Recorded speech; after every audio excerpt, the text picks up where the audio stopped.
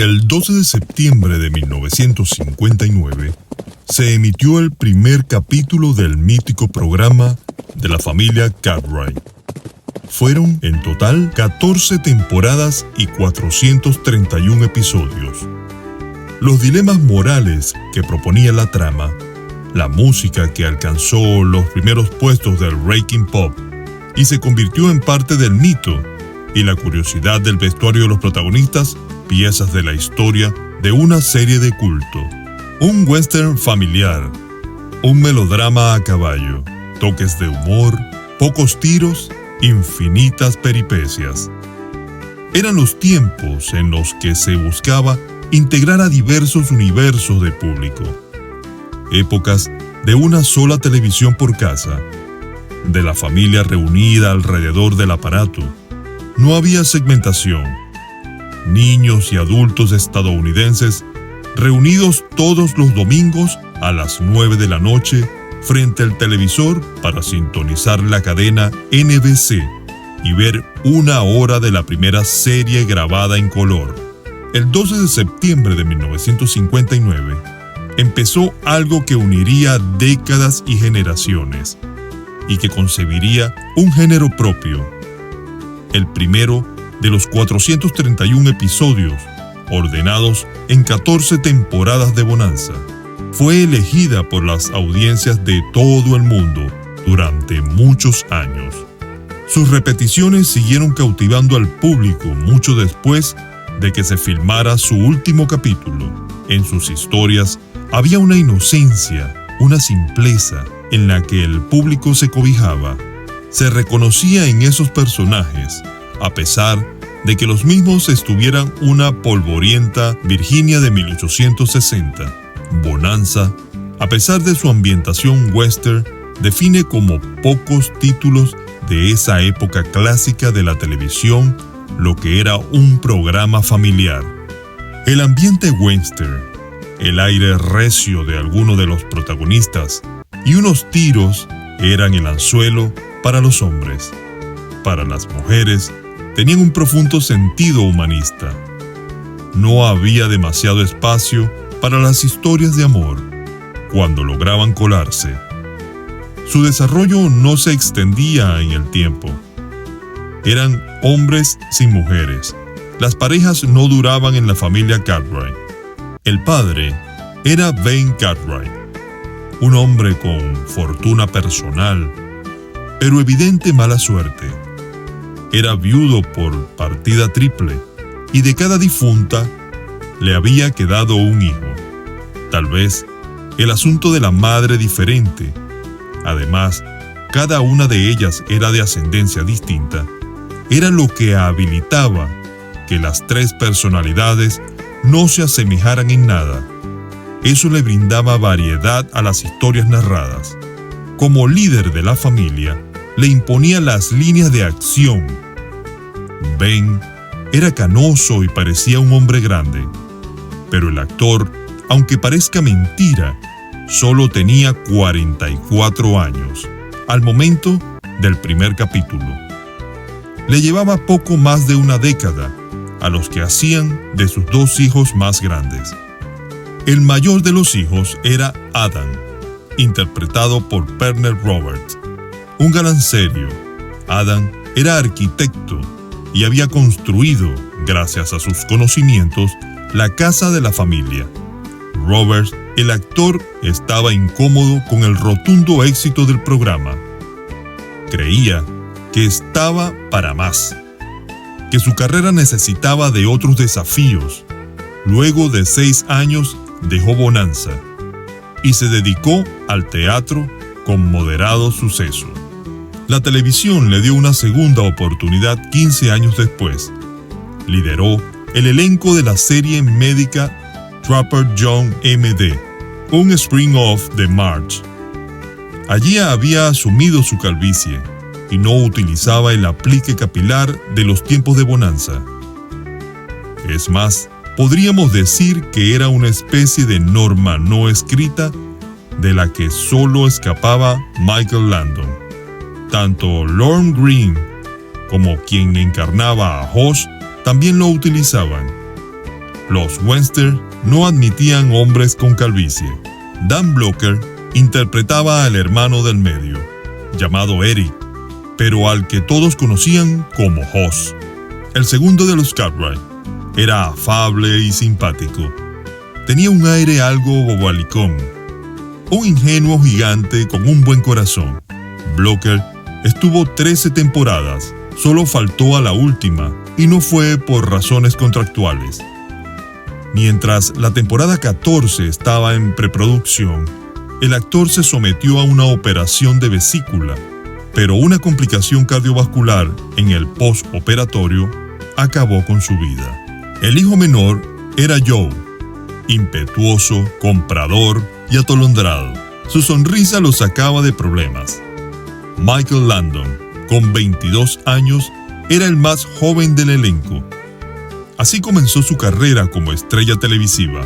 Landon consiguió la hazaña de tener un enorme éxito en 3 programas distintos: Bonanza, La familia Ingalls y Camino al cielo. Los actores televisivos no suelen reponerse de un gran suceso. No logran despegarse del personaje que los condujo a ser conocidos y millonarios. Michael Landon encadenó 3 éxitos consecutivos que lo mantuvieron en los hogares por 30 años ininterrumpidos. Entre el final de una serie y la otra nunca pasó más de un año. Las cartas dirigidas a Joe, escritas por las fans de Bonanza, inundaban semanalmente el estudio. Landon aprovechó eso no solo para conseguir un mejor salario, exigió participar de los guiones y dirigir algunos capítulos. Esa experiencia le serviría para sus siguientes proyectos. Bonanza, como serie familiar, debía contentar a públicos muy disímiles, y lo hacía. Su apuesta era exaltar los valores familiares, cosa que se ha perdido estos días en la televisión y en el mundo. Fue el primer western de color. La fotografía cuidada elevaba a los estándares a los que la televisión estaba acostumbrada.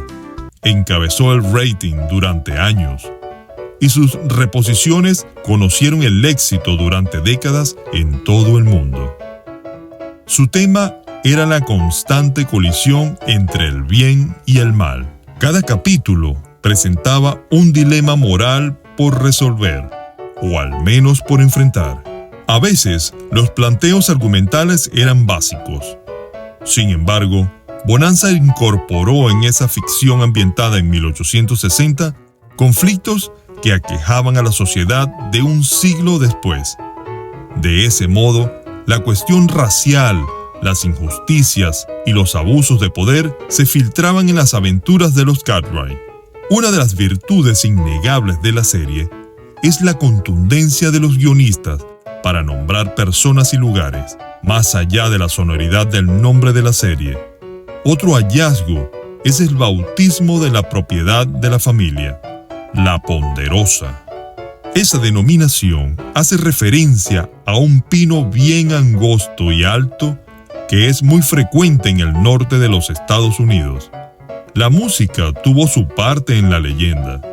El leitmotiv de la serie es inconfundible: una guitarra eléctrica que emula un galopar urgente de caballos. Cualquiera puede tararear la música de Bonanza. Se fija de inmediato en nuestro cerebro.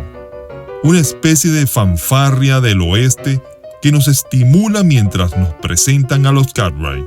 El tema tuvo varias versiones y muchas letras, aunque en los títulos de apertura solo sean instrumental.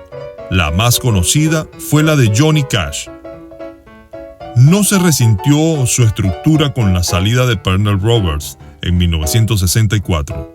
En cambio, Bonanza no pudo resistir la muerte de Dan Blocker, el actor que interpretaba a Hoss. Solo duró una temporada más. El interés del público se fue extinguiendo. No soportaron la ausencia del personaje más entrañable. Hasta ese momento, por más que el favor del público se inclinaba por Landon, el protagonismo estaba compartido por los 4 actores principales.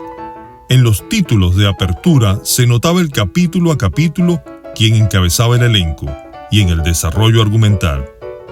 Con el correr de los años, el peso recaía en los 2 de los 4 Cartwright en cada episodio, sin que el público supiera quién sería el protagonista ese día. Guy Williams, el zorro, actuó en 5 capítulos con bastante éxito. Se lo contrató para suplir la ausencia de Pernell Roberts, pero este, quizás movido por los celos de la aceptación que tuvo Guy Williams, decidió quedarse un año más. Cuando 12 meses después, Roberts se fue definitivamente, ya era tarde para traer al ex zorro, Guy Williams. La mayor curiosidad de la serie es que, excepto en las primeras temporadas, en las 11 restantes, en más de 300 capítulos, los personajes están vestidos siempre exactamente igual. Cada uno tenía una especie de uniforme que no modificaban jamás.